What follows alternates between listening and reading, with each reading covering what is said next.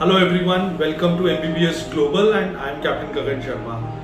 अब ये video almost मैं 10 दिन के बाद बना रहा हूँ बिकॉज बिल्कुल भी टाइम नहीं मिल रहा था। नीट का एग्जाम हुआ, आंसर की आ गई मार्केट में, बच्चों ने अपना रिजल्ट चेक किया एंड बहुत सारी इंक्वायरीज थी, बहुत सारे डाउट्स थे। तो ये वीडियो थोड़ा जल्दी बनाने का मोटिव ये था कि थोड़ा सा एजुकेट करा जाए अबाउट अ कंट्री।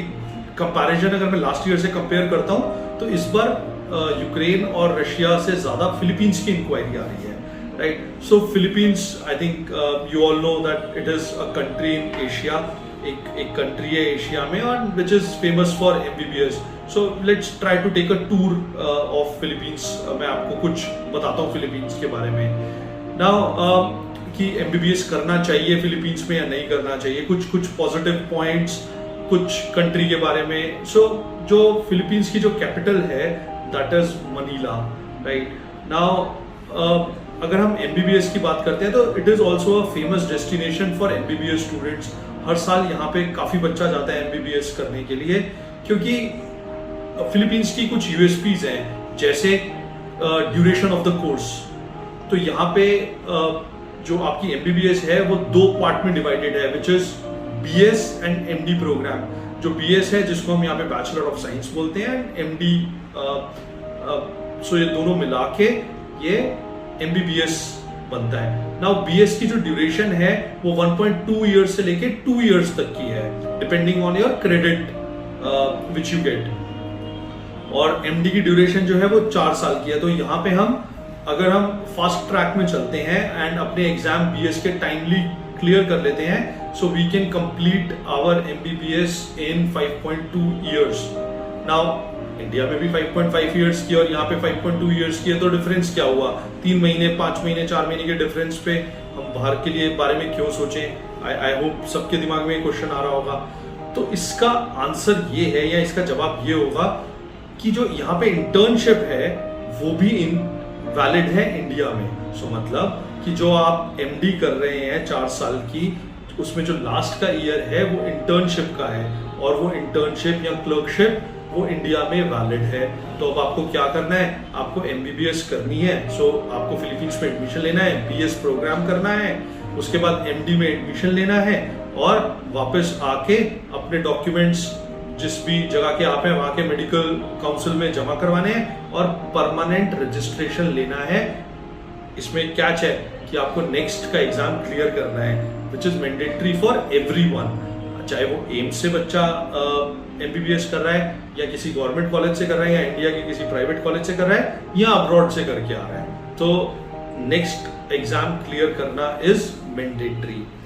अब आ जाते हैं कि वाई फिलीपींस और क्या फिलीपींस में बेटर है।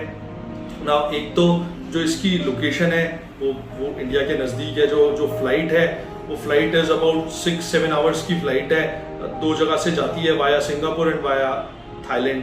सो आप कहीं से भी जा सकते हैं। There are other combinations also जहाँ पे आप होके जा सकते हैं।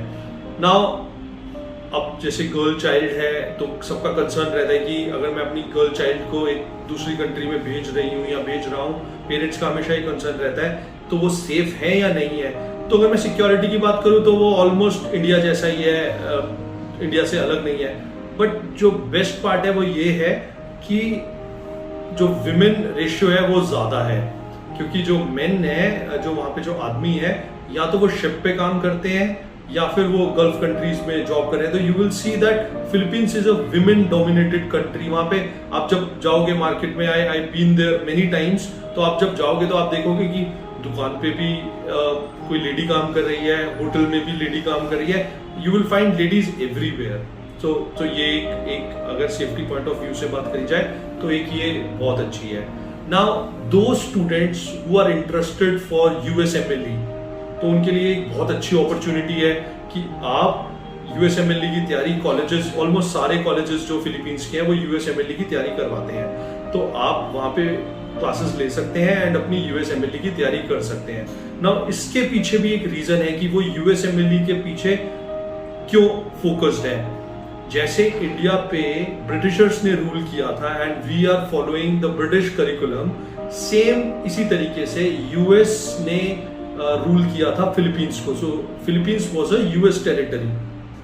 तो जब यूएसए से उनको फ्रीडम मिला तो वो करिकुलम जो भी फॉलो करते हैं वो यूएस का करिकुलम फॉलो करते हैं। तभी आप देखोगे कि हर जगह एमबीबीएस 6 साल की है, बट फिलीपींस में पहले बीएस है और फिर एमडी है, same like US and same like Canada. तो आप यहाँ पे आपको ये समझ में आ गया कि ऐसा क्यों होता है। नाउ एक डाउट इसके बाद सबके मन में आएगा कि एनमैट का एग्जाम क्या होता है। सो एनमैट का एग्जाम बिल्कुल एक एंट्रेंस टेस्ट है एमडी के लिए। सो आप बीएस प्रोग्राम करने के बाद एक एग्जाम देते हो विच इज एनमैट, जो आपको एमडी में एडमिशन दिलवाता है। नाउ एक मिथ है कि एनमैट क्लियर नहीं हुआ तो हमारे को एमडी में एडमिशन नहीं मिलेगा। नाउ आई विल नॉट से कि ये मिथ है, up to some extent it is true also for some university but not for all the universities। सारी यूनिवर्सिटीज के लिए ये एक थंब रूल नहीं है कि आपको एनमैट क्लियर करना है तभी आपको एडमिशन मिलेगा। आप बहुत सारी यूनिवर्सिटीज हैं जो ऑटोनोमस बॉडीज हैं जहां पे एनमैट अटेम्प्ट करना जरूरी है। आई एम रिपीटिंग अगेन कि एनमैट अटेम्प्ट करना जरूरी है, पास या फेल होना जरूरी नहीं है। अगर आप अटेम्प्ट करते हैं, आप पास हो या fail, you will get a seat in MD.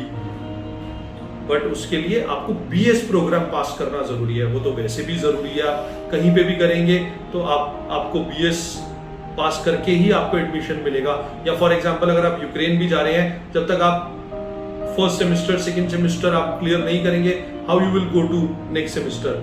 तो आप कंफ्यूज मत होइए। कुछ कॉलेजेस में एनमैट सिर्फ अटेम्प्ट करना जरूरी है, अदरवाइज यहाँ पे और कोई प्रॉब्लम नहीं है। अच्छा, अब हम बात करते हैं इंटर्नशिप की। इंटर्नशिप मैंने आपको बता दिया कि internship is valid in India.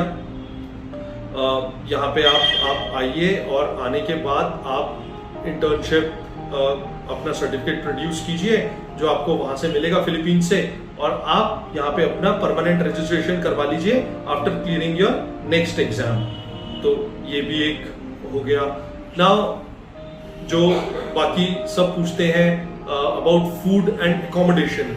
Now food and accommodation, वहाँ पे इंडियन फूड बिल्कुल अवेलेबल है। बहुत सारे इंडियंस हैं जो वहाँ पे बिजनेस कर रहे हैं, इंडियन रेस्टोरेंट्स हैं। प्लस एमबीबीएस जो है ये एक ऑर्गेनाइज्ड बिजनेस है। वहाँ पे एक ऑर्गेनाइज्ड सिस्टम है वहाँ पे, जिसमें आपको इंडियन फूड, इंडियन मेस और हॉस्टल्स प्रोवाइड होते हैं। हर कॉलेजेस में अवेलेबल हैं, तो आपको ये सोचने की जरूरत नहीं है कि आपको इंडियन फूड या वो मिलेगा या नहीं मिलेगा। अब आ जाते हैं एक्सपेंस के ऊपर। So Philippines, although it is not a expensive country, यहाँ पे जो एजुकेशन है वो ऑलमोस्ट यूक्रेन और रशिया जैसी है। तो अगर हम कंपैरिजन कर रहे हैं तो आपकी जो टोटल कॉस्ट ऑफ एमबीबीएस है वो आपकी 20 लाख से स्टार्ट होके लगभग 30-35 लाख तक पहुंच जाती है, depending on which college you are choosing. कुछ कॉलेजेस मनीला में हैं, कुछ कॉलेजेस मनीला से थोड़ा बाहर हैं, कुछ थोड़ा दूर हैं, बट जो भी है अप्रोच उनकी इजी है, फ्लाइट्स अवेलेबल हैं और बहुत इजीली आप वहां पहुंच सकते हैं, राइट। सो आई गेस मैंने बहुत सारे डाउट्स आपके क्लियर कर दिए हैं अबाउट फिलीपींस। फिर भी अगर आपका कोई और डाउट है तो आप प्लीज कमेंट कीजिए। फोन नंबर्स अवेलेबल है, यू कैन कॉल। जो हमारे एक्सपर्ट काउंसलर्स हैं वो आपको गाइड करेंगे। You can talk to me also. तो I think thank you very much. If you have not subscribed our channel तो please subscribe for more updates. Thank you very much. Thank you.